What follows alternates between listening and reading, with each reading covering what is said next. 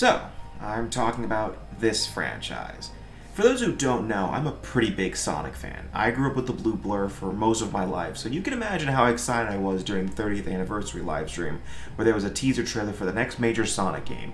It was a small teaser where Sonic was running in a forest, and then that was it. Fans were speculating what this new title would be, even calling it Sonic Rangers, until the Game Awards of 2021, where more was revealed. First off, the game was named Sonic Frontiers, and that the game would be open world.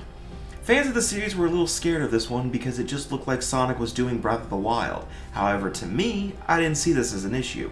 I was more afraid because this was a new direction for Sonic, and sometimes when Sonic goes in new directions, it doesn't usually end well for him. Cut to June of 2022 and we get to see some new gameplay courtesy of IGN's Summer of Gaming, and it looked, well, pretty bad. But I was more scared of this game because it was clear that there were some rough edges in the footage, but I was also sure that the game was going to be better upon release. As the release date approached, I was starting to get more and more excited for this new Sonic game, and God of War Ragnarok. Well, now we're here, and the game's been out for a while, and critics are saying that this game is average or really good, with about 7 to 8s out of 10s. Unless you're DigitalTrends and Gamesradar, but some of the fans I've seen so far are saying that this was the best 3D Sonic game in a long time. Well, I've played this game twice already, once for this review, and once at launch for fun. So let's take a look at how good this new frontier for the Blue Blur is. For note, I'm playing on the PS5 for this review, so if you're expecting me to compare versions, I'm not. I don't have the Switch version at the time of writing this review, but I do know that surprisingly the game runs well on Switch, with some minor issues, but I do know that all versions have an issue graphically that I'll get into later. Well, are we all ready? It's time to talk about one of Sonic's newest divisive games. This is my review of Sonic Frontiers.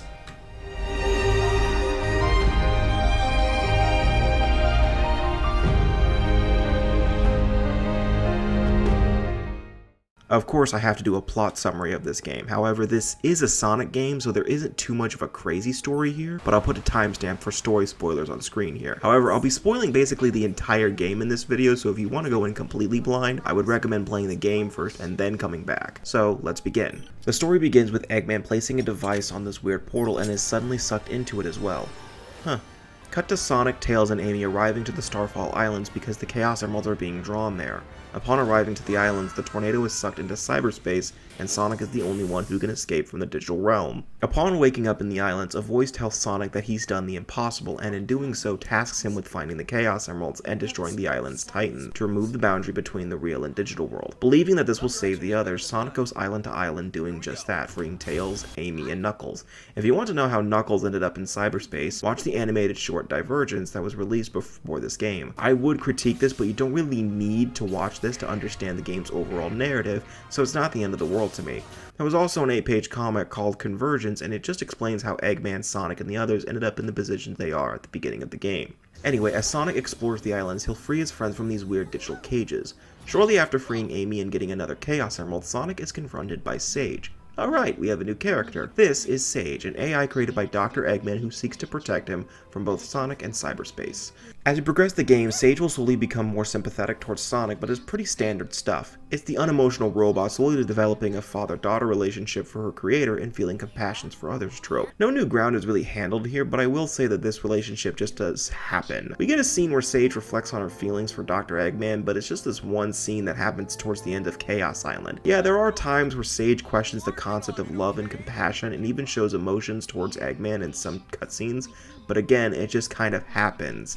I don't think the idea of this relationship is bad or anything, but if they fleshed it out a little bit over the course of the whole story, I probably would have enjoyed it a little bit more. Though I will admit, I did feel a little sad for Eggman at the end of the game. You do see hints of this relationship in the egg memos that you can unlock during Big's fishing minigame. More on that in a bit. As Sonic frees his friends, his body becomes more corrupted by their digital energy, which does give him some new abilities in-game that I will get into later. During your exploration to the game's main islands, Sonic and his friends will learn more about the islands' history through the visions of their past inhabitants, the Ancients, whose souls, aspirations, and other traits are stored in cyberspace. The Ancients are aliens that look a lot like Chaos from Sonic Adventure that settled on Earth after their home planet was destroyed by some entity called the End. The End followed them and attacked their new home. By using the Chaos Emeralds, which originated from their planet and were drawn to the power of the Master Emerald, they managed to seal the End within cyberspace. However, the Ancients' essence remain in these cute little stone creatures called the Coco, which pass on when Sonic and his friends help them fulfill their goals in life. For those who don't know, Ian Flynn was the main writer behind this game, and I was actually very happy to hear that. Flynn is known for writing some really good Sonic comics, so when I heard that he was taking over, I felt relieved that we may be getting a good Sonic story. I actually love the fact that we're finally learning more about the Chaos Emeralds and where they came from and what they are. It puts a lot of things from previous games into question, but it's fascinating to finally learn the lore behind the mystical gems that we've been collecting for over 30 years. Even Sonic is surprised at the fact that the emeralds are not from Earth, and I will say that I was hoping for a little more expansion on what the Ancients are and why they have Coco within their chests, but Chaos didn't. I was hoping to see more about Chaos and where he came from, but this is a good start for a potential follow-up. Anyway, back to the main story. After destroying 3 of the Titans and disabling the towers that maintain the border between reality and cyberspace, Sonic succumbs to his corruption and is trapped between the dimensions. However, Tails, Knuckles, Amy, and Eggman are all released from cyberspace along with the End. The End reveals that it was actually the voice guiding Sonic throughout the game. The End intends to continue its attack on Earth using the Last Titan. To stop it, Sonic's friends purge the corruption by once again giving up their physical bodies to save Sonic. Sage persuades Eggman to cooperate with Sonic in recollecting the Chaos Emeralds. Eggman recruits Sonic to his empire, and Sonic uses the Chaos Emeralds to defeat the Last Titan. However, the End retreats into space into its true form, which is a moon. I guess it's pretty angry about what happened in Sonic Adventure 2. Anyway, Sage takes control of the Last Titan that Sonic just defeated, and both of them work together to defeat the End. Sage sacrifices herself to destroy it, and Sonic's friends are restored, allowing the crew to leave the islands, all wanting to make a difference with their lives. Alright, that's something I didn't really cover. In the islands where you rescue Sonic's friends, they all have a side story about how they want to change themselves for the better. Amy wants to provide more love for the world, Knuckles wants to live a more fruitful life besides guarding the Master Emerald, even though he's been ignoring that responsibility since Sonic Heroes. Just saying. And Tails wants to be able to fight for himself, something that's been a thing since Sonic Adventure 1, but it's nice to see that they're bringing that back, especially after what happened in Forces. These little arcs are nice, and I do hope that in the near future we see payoff for this. Also, after the credits roll, we do see that Eggman uses the island's tech to revive Sage after Sonic leaves, which means that we'll likely see Sage again, and I wholeheartedly look forward to that. Overall, the plot is fine. It plays it very safe, and that's probably for the best. However, it seems like this game is meant to be a sort of look towards the future for this franchise, as a lot of the story seems to be teasing potential plot lines for later games. I look forward to seeing the kinds of stories that this series will tell, and I hope that we see Sage in the future, and maybe even more development for Sonic's friends. However, a criticism I have is with Sonic himself. As I mentioned, Sonic gets more and more corrupted with cyber energy, and it's slowly wearing him down. We see this the most in Chaos and Rhea Island with his idle animation. Don't worry, it doesn't affect gameplay. Sonic's still running around and laughing as if he's not dying. I was just hoping to see a little more about Sonic's corruptions, especially through Ares Island, as this is kind of a thing that just happens in Chaos Island. As I said before, the story seems to focus on the future of the franchise, and that's honestly a good thing to me. It means that the development team is looking forward to continuing this franchise, and I hope that we get to see some great games with Sonic and his friends again. I love to see Sonic succeed, and if they keep going in this direction and improve on what I just said, then this could really turn the franchise's reputation around. Is this story a masterpiece or perfect? No, not even close. When I'm playing Sonic, I'm not expecting anything overly serious, but at the same time, I expect something well thought out, and I think the game did a good job with that. I had an easy time understanding what was going on, and it was nothing that just made me roll my eyes. I love the interactions in this game between Sonic and the others. Sonic and Amy have that sort of awkward relationship, Sonic and Knuckles have that sort of brotherly rivalry, and Sonic and Tails have that best friend kind of relationship. I even love some of the interactions between Sage and Sonic, as Sage just seeks to learn more about Sonic and why he does the things he does. I even love some of the references to previous outings for the Blue Blur. What is your end goal? It varies. Sometimes it's a spinning sign, sometimes it's a big old ring. No, I mean, what do you want to accomplish? In terms of voice acting, I love it. I think this is Roger Craig Smith's best take on Sonic, and everyone else does just as great with their characters. It was a little weird hearing Sonic's voice at first because he sounded a little older, but as I played more, I started to enjoy it more. Mike Pollock is back as Dr. Eggman as well, and I never thought I'd be able to say that I love his take on Eggman more than ever. Pollock has been Dr. Eggman for such a long time, and he's never really had a bad performance to my recollection. But this time around, we get to hear a new side of Eggman, and it makes me feel a little bad for him. I mean, listen to his interaction between him and Sage before the final confrontation with the End. I must leave you. I understand. Go. Fulfill your function. Seriously, great performance. However, I will admit that the presentation for the story is a little rough. A lot of the cutscenes look great, but sometimes the animation looks a little choppy. However, it never really felt detrimental. I still enjoyed how it looked, I just think a little more time could have been spent in the animations. Also, when watching a side story, I will admit that those kind of look wooden, as it's just Sonic and the other characters standing there with little to no expression, which is understandable for a character like Sage, but I mean, look at Tails' smile about his sadness. I guess he really enjoys pain. Now with the story out of the way, let's take a look at how the game plays. Real quick, I want to talk about the control scheme, and I'm proud to say that it's pretty good, but it did take some time to get used to. First, it felt weird that the boost button is on the right trigger, but I thought of it as a run button similar to Sonic Lost World. Also, the homing attack is on the square button again like Sonic Unleashed, but since I played Sonic Unleashed so much, it took me like 5 minutes to get used to. Okay, so let's talk about what Sonic can do in-game. I guess let's start with the combat, because that was something I was a little worried about at first. Throughout the game, Sonic will encounter robotic enemies of different varieties. Sonic can use different attacks to take them out, with dodging, parrying, and a new ability called the side loop. Side looping breaks enemies' defense, but when using it outside of combat, it helps solve puzzles, find rings, and other goodies. Mastering side looping as possible will make this game a lot easier and fun. Here's a tip. Draw an infinity symbol and you'll get unlimited boosting for a little bit. Also, I just love drawing random stuff with a side loop. It's the little things. As I mentioned, Sonic can also parry enemies' attacks with proper timing. Actually, the timing doesn't matter, you can literally get away with just holding the parry and you'll be able to deflect the attack and leave the enemy wide open for a counterattack. Combat is overall pretty simple, and I wasn't expecting anything complex. Sonic can do most of his attacks on one button, but as you unlock more abilities, you'll have to learn how to trigger them in order to actually use them. Most of the combat abilities are nice and flashy, but I don't really see a need to use them all when it comes to this game. This is certainly nothing like the Arkham series, but it's still nice. I wouldn't say that the combat is completely mindless, it's just easier than I expected. This is miles better than what Sonic Boom Rise of Lyric did, so you can take that with what you will. Sonic can build a combo with the Phantom Rush ability equipped, and once that happens, he can enter Phantom Rush, and he will deliver a flurry of attacks towards his enemies. I never really activated this in regular combat unless it was against a Guardian or a Titan. As you progress the story, Sonic will unlock a few combat abilities to give him an extra tool, but there's also a skill tree for you to take advantage of. When you defeat enemies or simply just pick up these little experience gems, Sonic will get skill points, and once he has enough, you'll be able to use them to get new combat abilities. This tree is a little bare and doesn't really have many abilities to unlock, but it's still a nice attempt, and the abilities are actually pretty fun to use. Overall, the combat is fine. Unlike a certain game featuring a werehog, I don't have to hear the same stupid battle theme over and over and over again. But imagine if I did.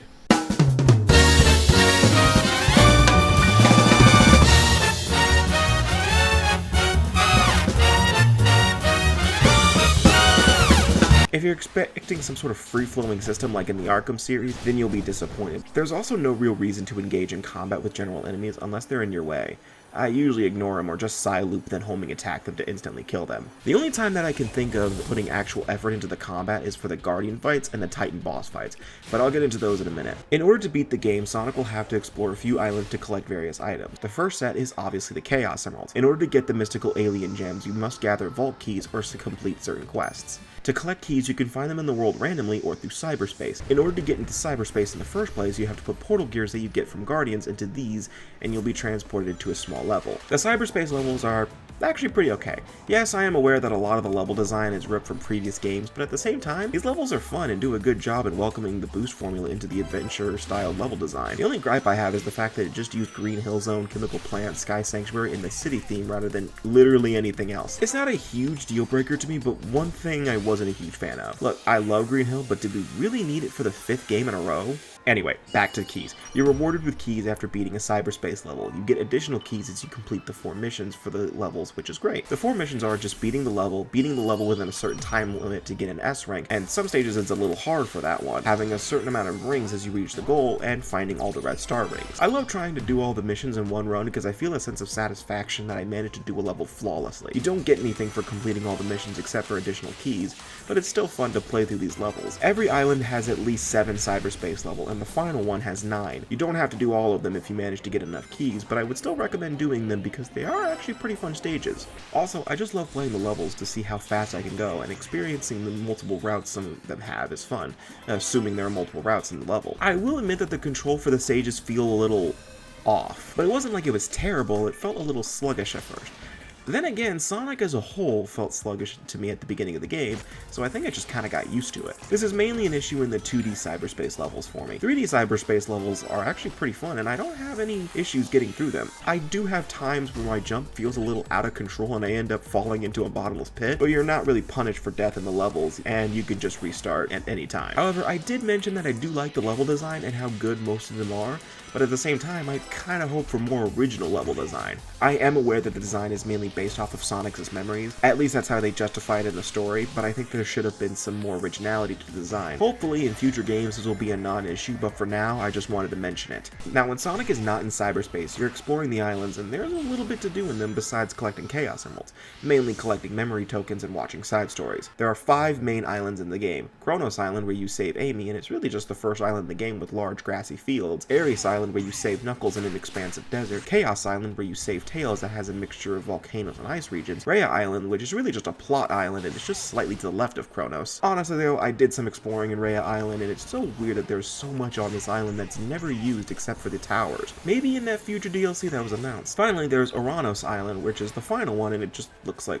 Kronos again. I like the theming behind the islands except for the last one because it's literally just Kronos all over again, but all the islands look great and I always feel like I'm doing something to progress the game, whether it's collecting a memory token, finding a mission to expand the map, or a set of Coco. In order to reveal the map, you have to complete a small puzzle. Most of them are pretty simple and don't require too much brain power. Sometimes it's something as simple as running to a button within a time limit, jumping over a laser for a certain amount of time, or just doing a maze. However, one critique I do have is that some of the puzzles are locked behind being night in the overworld, and it's the most annoying thing ever. I hate having to wait like 20 minutes for the day cycle to end only to do a 20-second mission.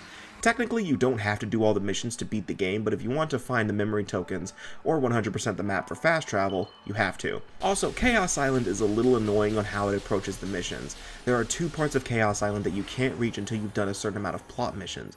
You can see the 2 regions in the distance, but you have no way to reach them. Take a look at this right here. My first playthrough, I ran up this bridge at full speed thinking I had to do that in order to drop down to the other side.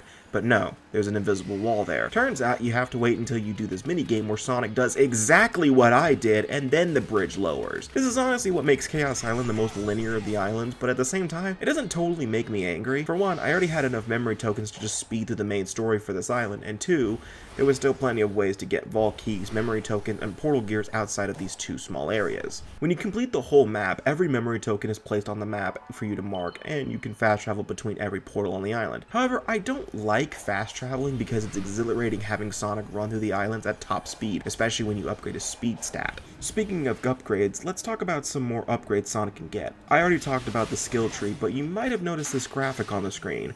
That's your current level for Sonic's stats. Sonic has 4 stats through this game: speed, ring capacity, attack, and defense.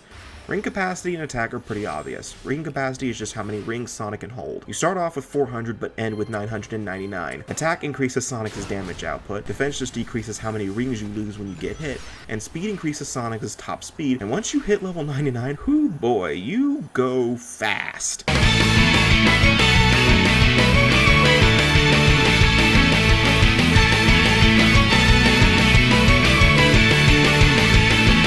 It's breathtaking seeing how fast Sonic can go in this game. Sometimes I feel like booting up the game just to run on one of the islands at Mach 1 and relax for a few minutes, maybe find a memory token or 2. In order to level up speed and ring capacity, you have to collect enough Coco and deliver them to the Elder. Coco are these cute little stone creatures that I thought were going to be like the Koroks in Breath of the Wild, but as of this review, they're nothing like it. 1, they're always found in groups, and 2, there is no set number of them as far as I'm aware. However, I do have one issue with the Coco Elder. When you upgrade your respective stats within, you have to sit through him asking what you want, the animation, and the confirmation every time. I think this could have been handled better, but it's not the end of the world to me. To level up attack and defense, you have to get red seeds of power and blue seeds of defense, and take them to the Coco Hermit. You get these 2 by either completing missions, or you can just find them in enemies or boxes. The Hermit can also transfer your levels between ring capacity or speed if you want. I never really needed to do this because there's really no point in it, as I always had the 2 stats at similar levels. Now, I've mentioned memory tokens a lot. In every island, you can interact with Sonic's friends to get more insight on what's happening, but you need a certain amount of memory tokens to do so. You can find memory tokens on the map by completing small platforming challenges that are literally everywhere on the map.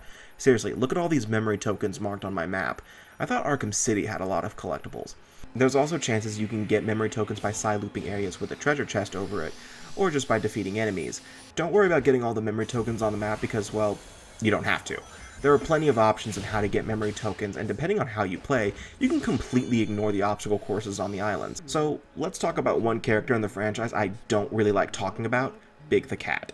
Big's fishing is actually pretty simple. You need these purple coins to fish, and you can get them by just finding them on the map, or by waiting for a Starfall Night. On Starfall Nights, all enemies respawn and a slot machine is on screen where you can earn a bunch of purple coins. However, I am not a fan of these. One, I hate the placement with the slot machine. I can't see anything because of it, and two, look at all these starbit things on the map, and they all have their own beacons. You know how annoying it is to have all these colored beacons on your screen when you're trying to find the one you set for a memory token or objective? Anyway, back to fishing. Fishing itself is pretty simple. All you have to do is cast the rod, and when the fish bites, it's a quick time event. You get tokens from Big that you can trade in his shop for items like the egg memos I mentioned earlier, memory tokens, seeds of stats, skill points, and even rings. With this, you can theoretically complete an island by just going to Big and fishing for a little bit. As you progress the game, Big will charge more for fishing, but you're guaranteed to get more tokens. In the final fishing area, you can get 8 tokens for something that would have been worth 1 token in Kronos Island. I mainly use fishing to buy more cocoa and seeds for stats. Of course, I buy the egg memos as well. The egg memos are actually pretty amusing to listen to. It's just some insight on what Eggman was thinking while he was on the Starfall Islands and trapped in cyberspace. A lot of them reference previous outings for the Blue Blur, like referencing Chaos from Sonic Adventure 1 and Maria from Sonic Adventure 2 and Shadow the Hedgehog. Well, it's nice that Eggman finally acknowledged his cousin in this franchise. There's even a reference to Sonic Riders, which kinda made me confused because that means Riders is canon. Oh wait, never mind. It's actually pretty amusing seeing Sonic pull out some of the things he does in the minigames like tires, gold plates from classic Sonic games, and alligators. Thank God it wasn't a crocodile because I feel like a certain character might have something to say about that. Hey, Sonic even pulls out a squid! There's also this meat roasting minigame that came with the Monster Hunter Collab DLC, and it's pretty simple. You're just waiting for the meat to be perfectly cooked by listening to the music and looking at the meat itself. It's a nice way to grind tokens, but it's pretty amusing intentionally messing up and burning it or making it raw. I don't know why. Yeah, so there's a lot to do in this game, and a lot of it was pretty fun to me. I just got lost in this game and spent most of my time just exploring the islands and seeing what the game had to offer. What was supposed to be a 2 or 3 hour session for me turned into an 8-hour session for me. However, I want to say this. I don't think it's fair to compare this game to Breath of the Wild. Yes, there are some similarities, but in all honesty, I just couldn't really find it fair to compare them as one and the same.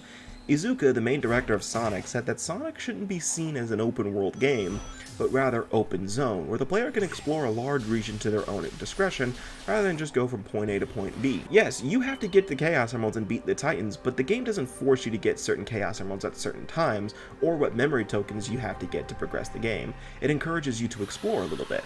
Yes, you can go straight to the objective and nothing's stopping you. The game offers you a lot of choices and it's up to you on how you want to beat this game or progress to the next island. Do you want to get all the memory tokens on the map, or do you want to use Big's fishing to get the criteria for the island? Do you want to get portal gears by fighting guardians, or do you want to search the islands for treasure chests and get them that way? Do you want to get your vault keys from Big or through cyberspace? The choices are yours and yours alone.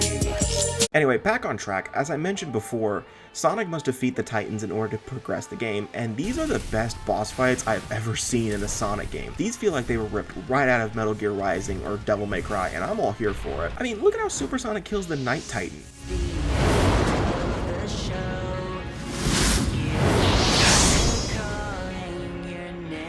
Seriously awesome. I love these fights because of how climatic they are on scale, and really do encourage that you put effort into the fight. I also just love the themes behind the fights because they seriously get my blood pumping. There's also Guardian fights, and a lot of them require a little more than punching to beat. None of them are particularly annoying. One thing I've heard is that people don't really like how the game plays their intro every time Sonic gets in a certain range of them, but it was harmless to me. It gave me a moment to breathe, and some of them just make me laugh with their intro, mainly Squid because of how dramatic it is.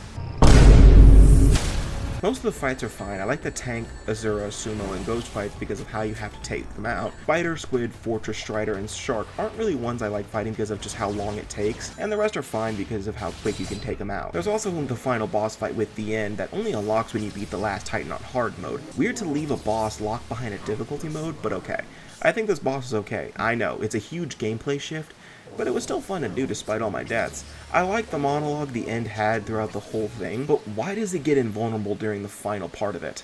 That's just dumb. In terms of post-game content, there isn't much besides getting other memory tokens you missed if you feel up to it. There's also arcade mode that unlocks right when you beat the game. It's just playing through the cyberspace levels again, but all the missions were taken out except for the red rings. As far as I'm aware, you get nothing for finishing them again or getting all the red star rings. Overall, in terms of gameplay, Sonic Frontiers is a great Sonic game. I loved almost every part of this game, and I'm happy to say that for the first time in a few years with this franchise. The only part of the game I absolutely didn't like was the pinball level you have to do at the end of Chaos Island. I just don't like how it controlled, and the point requirement was a little ridiculous. And yes, I did get through it on my first try for this review, but that didn't happen my first playthrough, so I get to complain. Graphically, I think Frontiers looks really good. I love the environments and how the character models look. I had a consistent frame rate and didn't run into any major bugs. However, there is one major issue that I hope gets patched. This game is littered with pop-in. When running through the islands, you can see things just appear right in front of you, and it looks just awful. It doesn't totally kill my experience, but it does bother me a little. Now, the soundtrack, oh my god, I love this soundtrack. I love the theme of the islands, and there's just some atmospheric melodies that change as you get Chaos Emeralds, but the cyberspace levels, almost all of them are jams to listen to. Some of them really make my head bop when I'm playing through that level.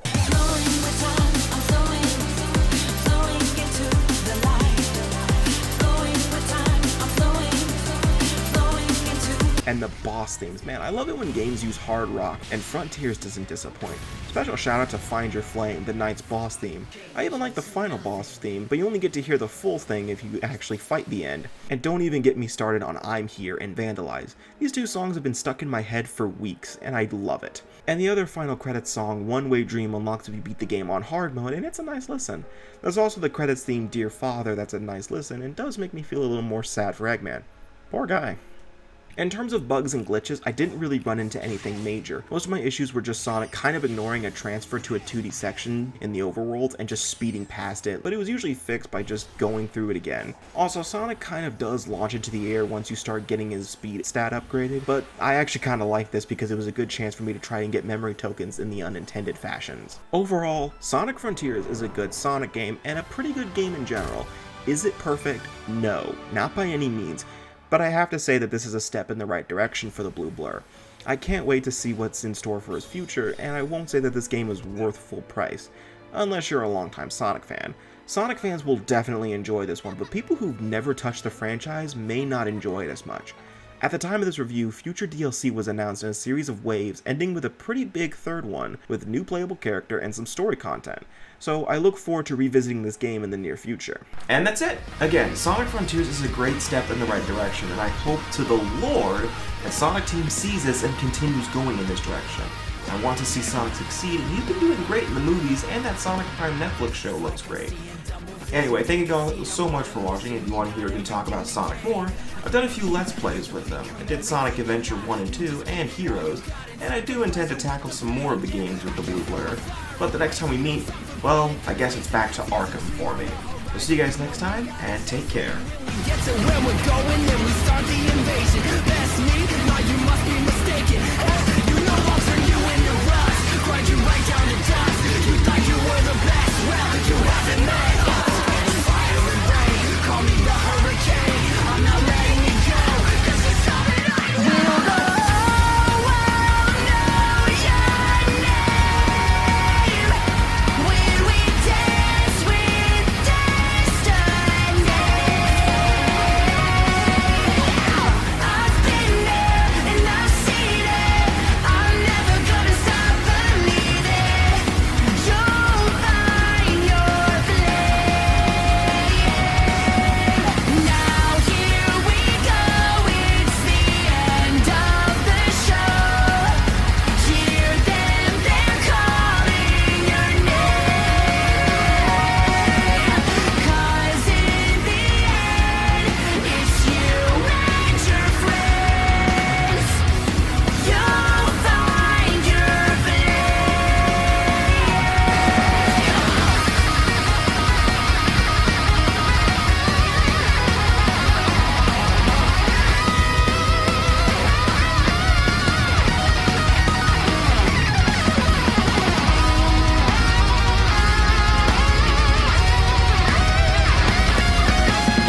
Now here we go, it's the end of the show.